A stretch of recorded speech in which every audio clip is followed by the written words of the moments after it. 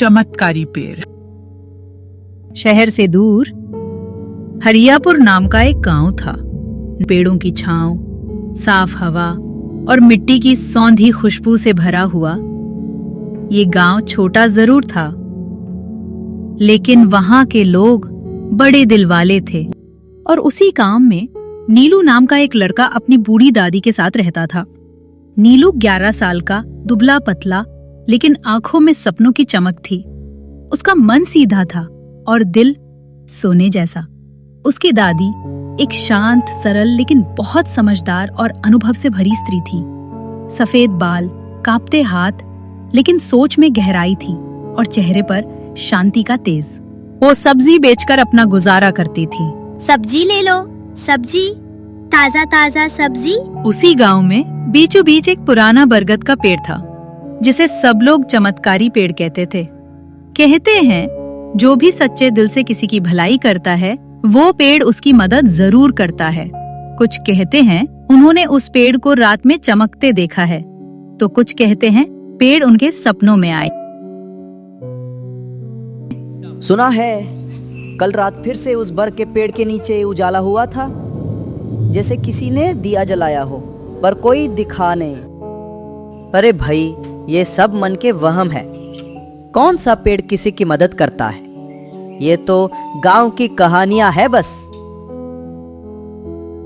कहानियां ही सही, पर याद है ना, पिछले साल बुधिया काकी के गायब पैसे पेड़ के पास ही मिले थे, और उन्होंने तो सच में किसी की मदद की थी उस दिन।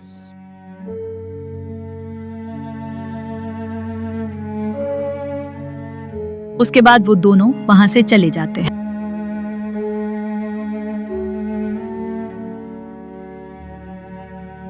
नीलू अपनी दादी के साथ रहता है, खेतों में काम करता है और हर दिन स्कूल भी जाता है। नीलू मेहनती था, छोटा जरूर था, लेकिन जिम्मेदारियों को समझता था। सुबह खेतों में दादी की मदद करता, दोपहर में स्कूल जाता और शाम को सब्जी बेचने में साथ देता। सब्जी ले लो, सब्जी, ताजा भिंडी, बैगन, टमाटर ले लो। दादी के खेत की सब्जी है भैया, एकदम ताजा।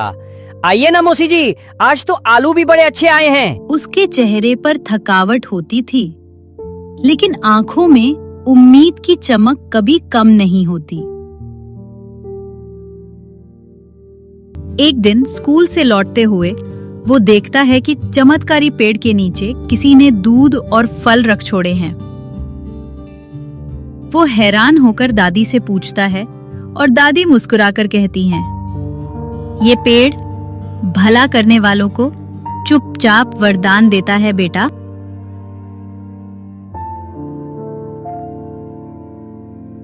एक दिन नीलू अपने खेत की ओर जा रहा था, उसी रास्ते से जहां से हर रोज गुजरता था।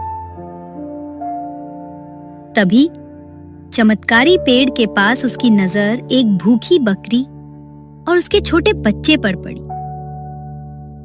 बकरी कमजोर थी, बच्चा कांप रहा था और दोनों की आंखों में भूख के साथ डर भी था। नीलू ने बिना सोचे दोनों को प्यार से खाना खिलाया। अगली सुबह जब नीलू खेत पहुंचा तो उसी पेड़ के पास एक थैला रखा मिला। उसने थैला खोला, अंदर थे कुछ बीज और एक चिट्ठी। ये बीज बो और जो तुम दूसरों के लिए चाहोगे वही तुम्हें मिलेगा। नीलू ने वो बीज अपने खेत में जाकर प्यार से बो दिए। दिल में एक अजीब सी उम्मीद थी, शायद कुछ अच्छा हो, शायद कुछ नया। रात भर वो सोचता रहा, क्या कोई पेड़ सच में वरदान दे सकता है? और अगली सुबह दिलोस्ता जब वो खेत पहुंचा, मीस उसके कदम वहीं रुक गए। वो दंग रह गया था। मीस को जहां चूल सिर्फ मिट्टी थी, आज है वहां रंग बिरंगे फूल, हरे भरे पौधे और सुनहरी चमक से भरी बेलें उगाई थी। दादी देखो ना, ये फूल, ये पौधे, ये सब कैसे उग गए। मैंने तो बस वही बीज बोए थे जो उस थैले में मिले थे। बेटा, ये किसी आम बीज के अंकुर नहीं हैं। ये तेरे अच्छे कर्मों का फल है। जो दूसरों के लिए अच्छा चाहता है, उसके लिए भगवान खुद रास्ता बना देते हैं। मतलब दादी, उस बकरी को खाना खिलाने से ये सब हुआ? हाँ बेटा, भलाई कभी बेकार नहीं जाती। पेड़ हो या ऊपर वाला, जो सच्चे मन से मदद करता है, उसके जीवन में चमत्कार जरूर होते हैं। नीलू के खेत में उगे उस चमत्कार की खबर पूरे गांव में फैलने लगी और आखिर इस बात की भनक गांव के मुखिया को भी लग गई। अरे ये क्या सुन रहा हूं मैं? नीलू के खेत में जादुई फूल उगे हैं। कहाँ है वो लड़का? मुझे उसी से मिलना है। और इतनी बड़ी बात, जरूर कुछ तो है इसमें। अगली सुबह मुखिया जी नीलू के खेत तक खुद चले आए। बेटा नीलू, तुमने जो किया है वो सच है?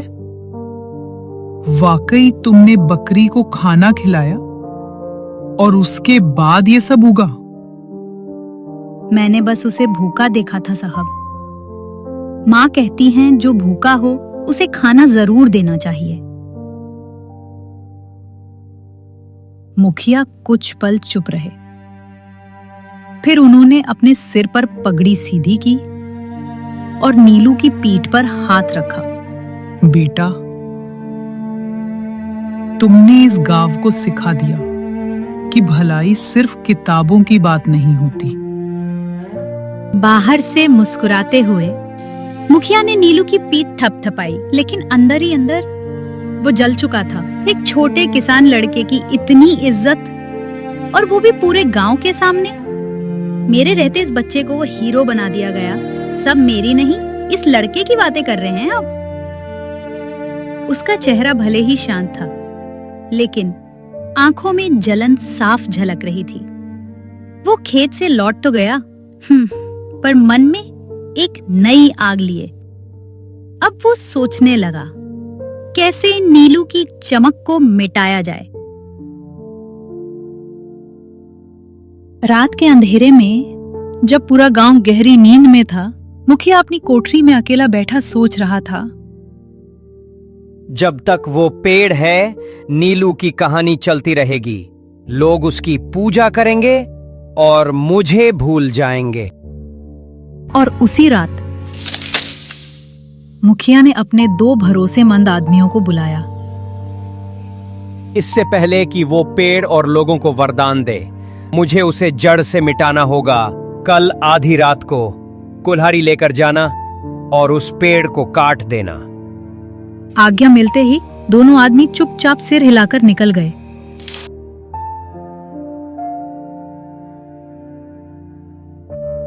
पूरा गांव एक बार फिर नींद में था। सिर्फ चांद की रोशनी और पेड़ के पत्तों की सरसराहट सुनाई दे रही थी। और तभी 2 परछाइयां धीरे धीरे गांव के बाहर की ओर बढ़ने लगी। हाथों में कुल्हाड़ियां, आंखों में साजिश। यही है वो पेड़, चुपचाप काटते हैं, किसी को खबर नहीं होनी चाहिए। इतना तो बस पेड़ ही है, काट डालेंगे और खत्म कहानी। जैसे ही उन दोनों आदमियों ने कुल्हाड़ी उठाई, तभी पेड़ की जड़ों के पीछे से एक सरसराहट सुनाई दी और अगले ही पल एक लंबा काला सांप फुफकारते हुए झाड़ियों से निकल आया। दोनों आदमी घबरा गए। उनके हाथ से कुल्हाड़ी छूट गई और वो डर के मारे पीछे हट गए। अगली सुबह जब गांव वालों को रात की उस घटना के बारे में पता चला, तो पूरा गांव चमत्कारी पेड़ के पास इकट्ठा हो गया। लोगों ने कुल्हाड़ियां जमीन पर पड़ी देखी। नीलू ने जब सब सुना, तो वो चुपचाप पेड़ के पास गया, हाथ जोड़कर बोला, मुझे माफ करना, मैं आपको बचा नहीं पाया, पर अब आप पर कोई आंच नहीं आने दूंगा। मुखिया भीड़ में खड़ा सब देख रहा था। वो शर्मिंदा था। उसने अपना सिर झुका लिया और पहली बार अपने अहंकार पर पछताया।